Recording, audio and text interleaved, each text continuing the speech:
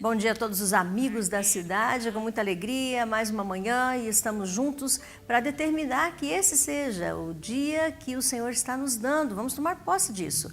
Se estamos vivos, é o dia que nós estamos recebendo de presente. E se estamos recebendo um presente que é a vida, vamos viver a vida intensamente. Viver com alegria, com satisfação, viver com amor, viver com perdão, viver com fé, com honestidade, com verdade, com justiça. Vamos viver aquilo que nós temos que viver da forma mais exemplar, né? Começando no nosso espaço, na nossa casa, no nosso círculo de amigos e estendendo isso para toda uma cidade. Por isso, a cidade vai se tornando uma cidade mais tranquila, mais aconchegante, mais amável e mais amada, né? Nós temos visto agora quantas campanhas de agasalho estão acontecendo na cidade, em vários setores, né? A própria aqui, a TV, está fazendo, através da Osana Tezelli, uma campanha muito bonita sobre agasalhos. Traga um agasalho, vamos agasalhar, vamos oferecer para quem não tem. Isso torna a cidade mais sensível, sensível às necessidades, mais amável e também torna uma cidade mais aquecida para aqueles que tanto precisam, sim. Mas o maior aquecimento vem de dentro para fora. Nós precisamos aquecer a nossa alma, o nosso intelecto, o nosso conhecimento, aquecer com amor, aquecer com a fé, aquecer realmente em podermos dizer: eu estou fazendo a diferença no meio em que eu vivo.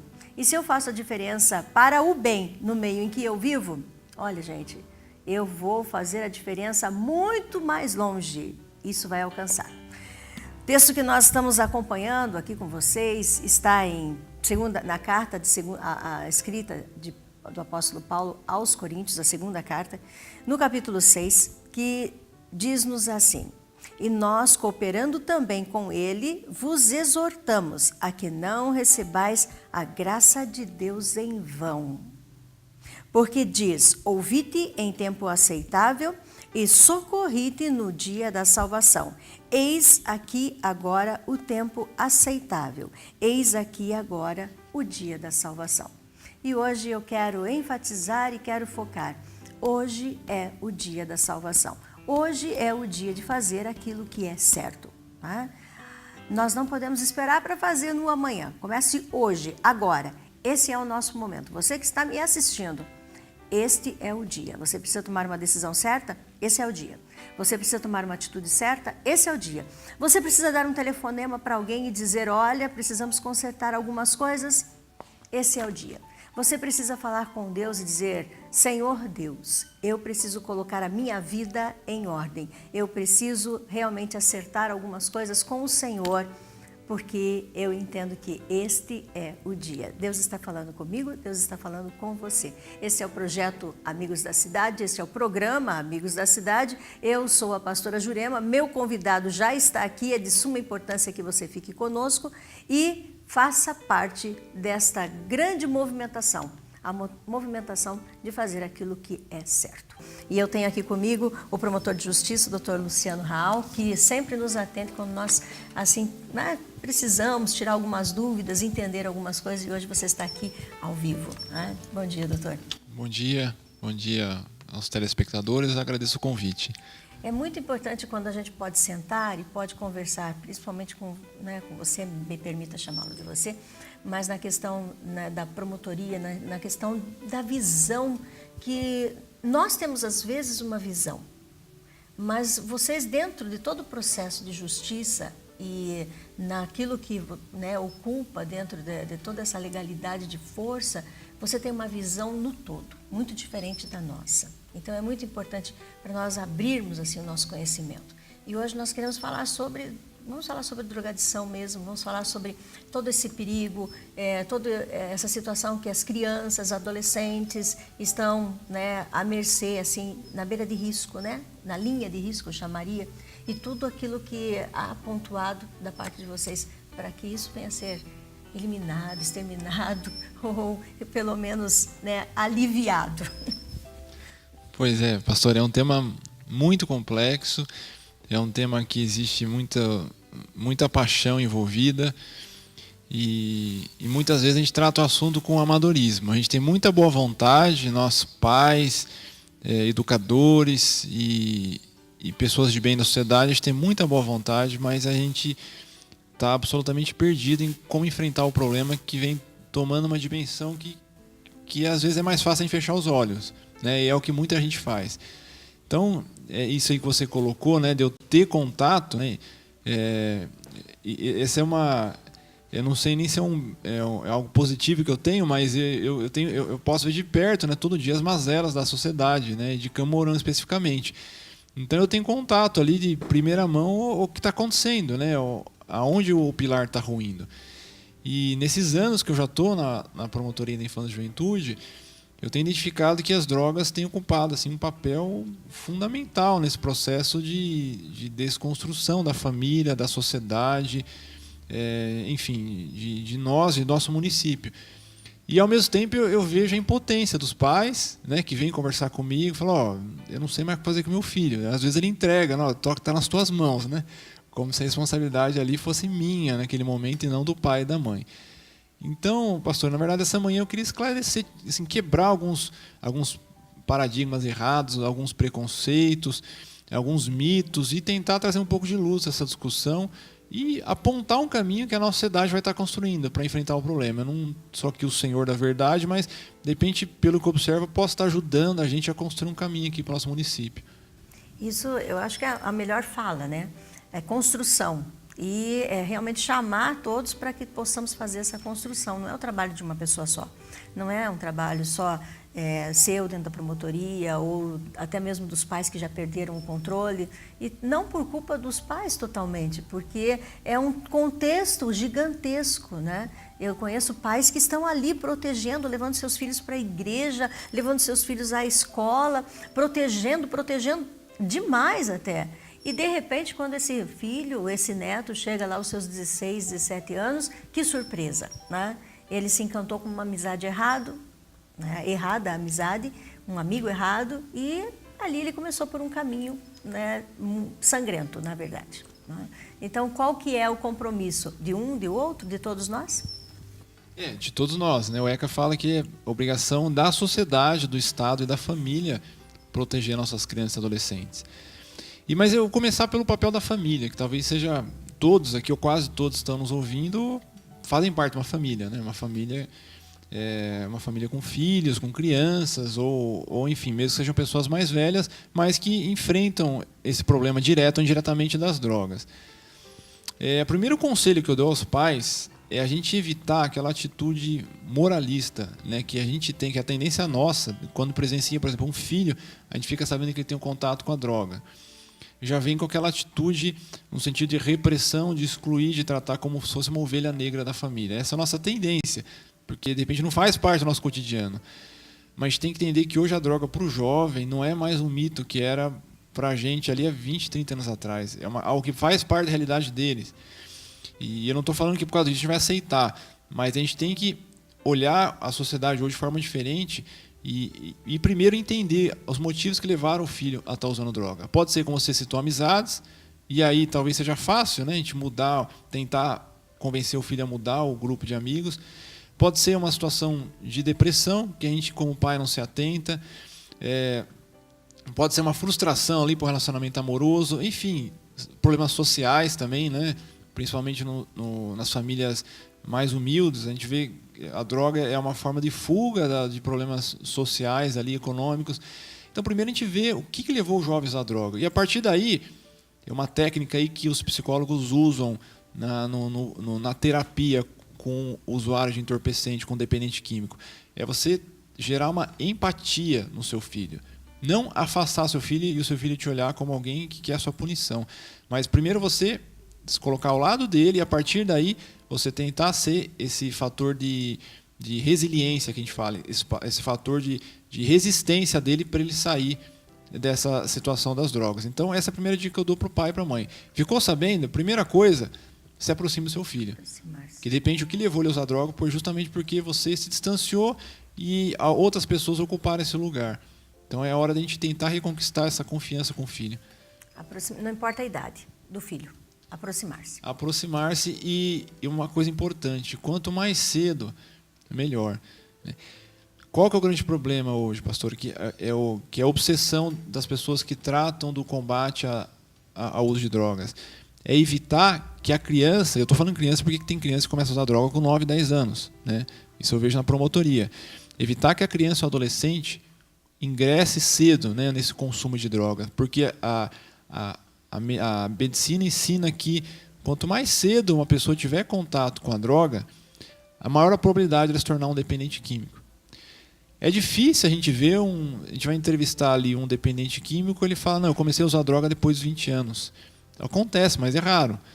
A maioria das pessoas começou a usar droga naquela faixa de adolescência. Por quê? Porque ali é mais fácil, biologicamente, é mais fácil instalar a dependência. Então, a nossa obsessão como pais, como pessoas que querem combater esse mal, é evitar que o adolescente tenha acesso às drogas.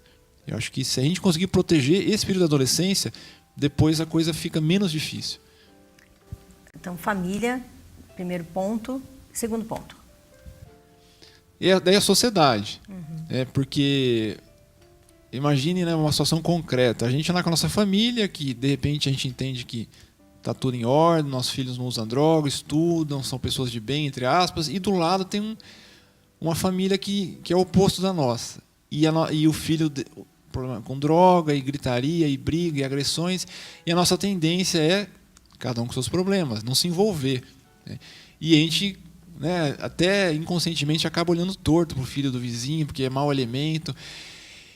Só que a sociedade também tem uma responsabilidade. A gente não pode fechar os olhos. Se aquela família está com essa dificuldade, a gente tem que servir de apoio. Tentar. E aí, no município, a gente tem alguns órgãos que podem estar ajudando, são poucos, mas e a tendência é que melhora, a gente quer que melhore, mas o município tem serviços, por exemplo, como CAPS, AD. Em alguns casos, aí pode ser encaminhado para uma comunidade terapêutica. Em último caso, hospital psiquiátrico. Mas, às vezes, apenas um acompanhamento psicológico, né, com uma entrevista motivacional do psicólogo, da psicóloga com o adolescente, já vai servir a ele para que ele enxergue que aquilo está fazendo mal para ele, porque ele acha que não faz mal. Né? Então, você tem que levar ele, que hoje o jovem é assim, né? Ele tem que se convencer de que aquilo não está fazendo bem para ele. E, às vezes, a psicóloga leva ele a refletir e fala, não, realmente... isso está trazendo mais prejuízo que benefício para a minha vida.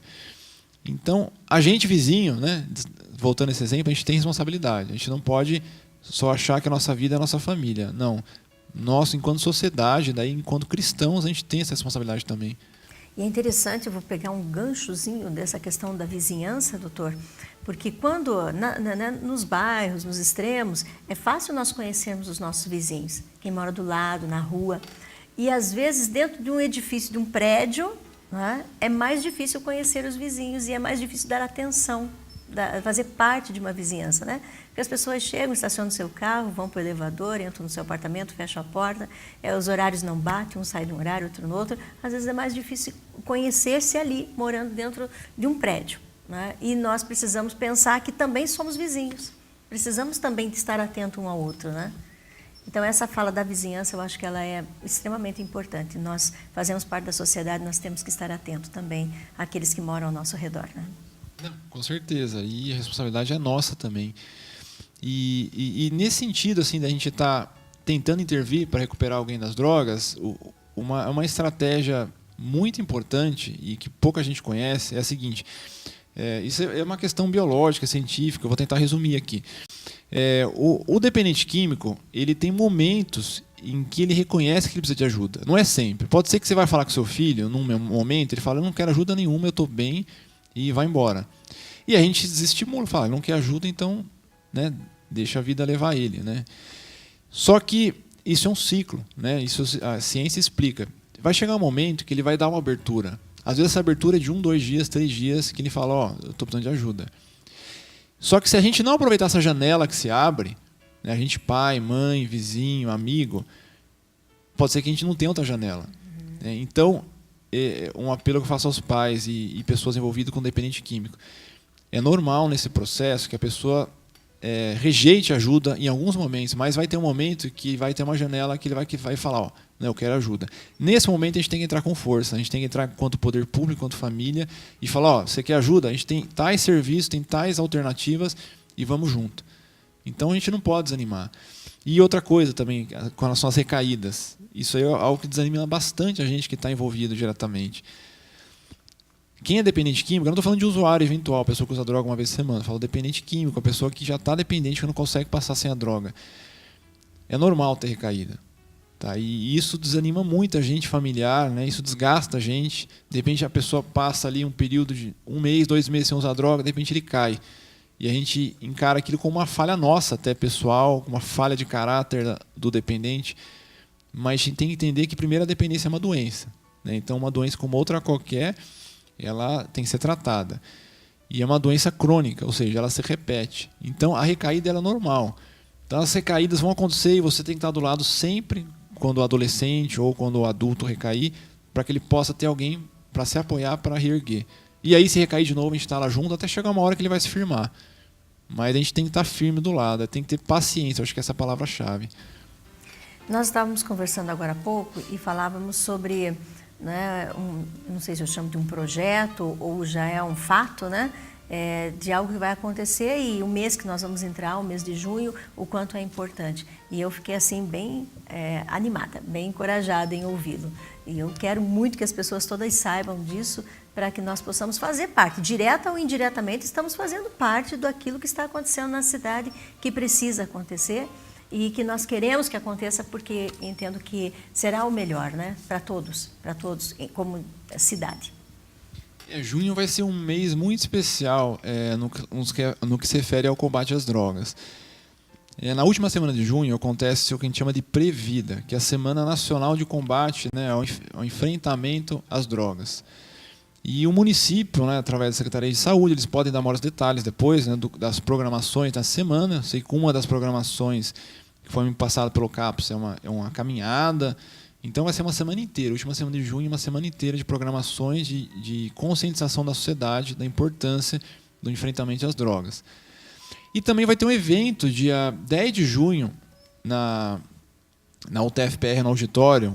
É um evento voltado para a equipe técnica, né? Ou seja, para os operadores que lidam diretamente com o problema das drogas, não só de Camorão, mas de toda a região. Mas se tiver alguém que está assistindo que queira participar, pode se inscrever, não tem problema. Só que as vagas são limitadas e a gente quer focar na equipe.